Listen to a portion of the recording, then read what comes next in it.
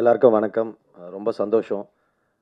நம்ம இந்த படத்தில் நடிக்கல. பட் ஆனா நம்ம படத்தோட ஒரு ஆடியோ லான்ச்சுக்கு வந்த மாரி, ஒரு ட்ரெய்லர் லான்ச்சுக்கு வந்த மாரி ஒரு ஃபீலிங். ஏன்னா, அவ்வளோ சந்தோஷமா இருக்கு. இல்ல யார பார்த்தாலுமே வந்து இந்த படத்தில் நடிச்ச மாரி இல்ல. அம் சின்ன படம், பெரிய படம் இல்ல. அது சொல்ட்டாங்க சாம்சனா ரொம்ப அழகா. ரிலீஸ் அன்னைக்கு வரையும் தான் இந்த ப்ரீ ரிலீஸ் இந்த விஷயங்கள் எல்லாமே, பிசினஸ் எல்லாமே. ரிலீஸ் அன்னைக்கு தான் கன்டென்ட் முடிவு பண்ணும். இது எது பயங்கரமான படம், இது பயங்கரமான படம் இல்லன்னு.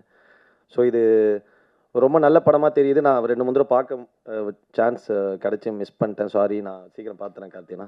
எனக்கு ஏன்னா ரூபன் சார் வந்து எனக்கு ரூபன் சார் ரொம்ப ஃப்ரெண்டு. ஸோ நல்ல படம்ன்றது வந்து ரிலீஸுக்கு முன்னாடி எப்படியாவது ஒரு விதத்தில் இண்டஸ்ட்ரிக்குள்ளே எங்கேயாவது ஒரு டாக் வந்துரும். இந்த மாதிரி ஒரு படம் வந்து மேக்கிங்கில் இருக்குங்க, நல்லாயிருக்கும், சூப்பராக இருக்குது, இன்ட்ரெஸ்டிங்காக இருக்குன்னு. அப்படி தான் நான் மெட்ராஸ் மேட்னியை பற்றி கேள்விப்பட்டேன். ஸோ அப்போலேருந்து ரூபன் சார் சொல்லிட்டே இருப்பார் இதை பற்றி. ஸோ வாழ்த்துக்கள். பிரபு சார் ஆல்வேஸ். நான் 2 நாள் முன்னாடி கூட பிரபு சாரை மீட் பண்ணும்போது ரொம்ப சிம்பிளாக ஒரு இடத்துல நின்று நான் சொன்னேன். அவன் கூட ஒரு ஃப்ரெண்டு ஒருத்தர் இருந்தாங்க. அவர் யாருன்னே காமன் ஃப்ரெண்டு தெரியல. அதான் சொன்னேன், எங்க இவர் எவ்வளோ பேர் உருவாக்குனவர் தெரியுமா? இங்கே நிறைய பெரிய படங்கள் பண்ணவர், நிறைய பெரிய பெரிய படங்களை, சின்ன சின்ன படங்களை சப்போர்ட் பண்ணி பெரிய படங்களை ப்ரொடக்ஷன் பண்ணணும்னு சொன்னேன்.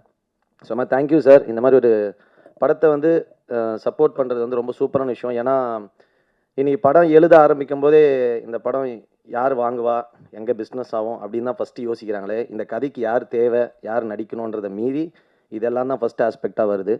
அப்படி இருக்கும்போது கதைக்கு ரொம்ப தேவையான, ஏன்னா ஒரு கதைக்கு வந்து முகங்கள், கதாபாத்திரங்கள் ரொம்ப முக்கியம்.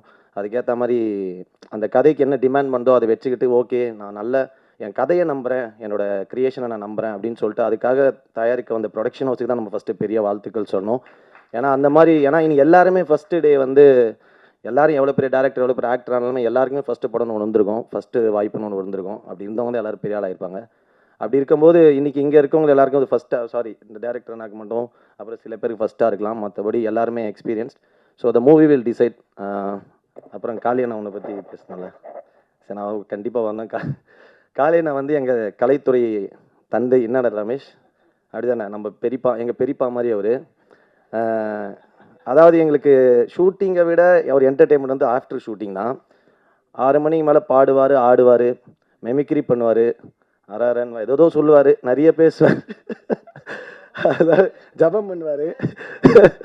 அதாவது நீங்கள் ஒரு யாராக வேணா இருக்கலாம், எந்த எந்த மனிதனாக இருக்கலாம். அதே மாதிரி நிறைய கதைகள் சொல்லுவார். அவர் ஊரில் வந்து ஒரு வளையல் தாத்தான்னு ஒரு கதை சொல்லியிருக்காரு எனக்கு. நான் அதை படமாக பண்ணுனான்னு சொல்லியிருக்கேன். அவ்வளோ பியூட்டிஃபுல்லான அவருக்குள்ள ஒரு பெரிய லைஃப் இருக்குது.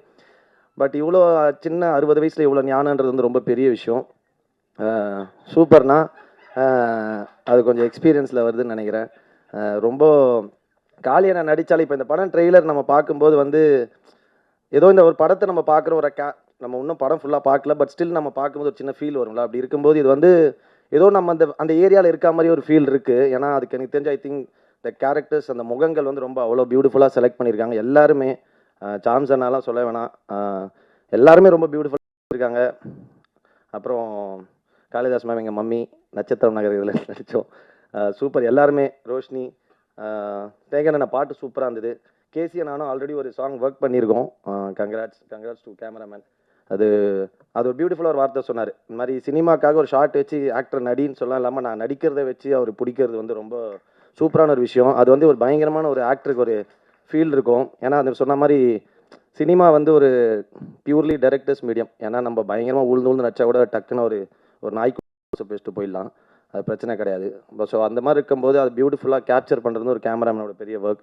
வாழ்த்துக்கள் ப்ரோ, சூப்பர் எல்லாருக்குமே. கார்த்திக் அண்ணா ப்ரொடியூசர். இந்த மாதிரி கண்டிப்பாக நிறைய படங்கள் பண்ணுங்கள், நியூ கமர்ஸ்க்கு கொடுங்க. எல்லோரும் நிறைய நல்ல கதைகள் வரணும், நல்ல படங்கள் வரணும். வாழ்த்துக்கள். Thank you so much. யாரையா மிஸ் பண்ணியிருந்தா very sorry. And Shelley ma'am, உங்கள் ஒர்க் ரொம்ப பிடிக்கும், super. Congrats to all, super. Like அந்த படத்தை கண்டிப்பாக எல்லோரும் சப்போர்ட் பண்ணலாம், பெரிய ஹிட் ஆகலாம். Love you all. தேங்க்யூ.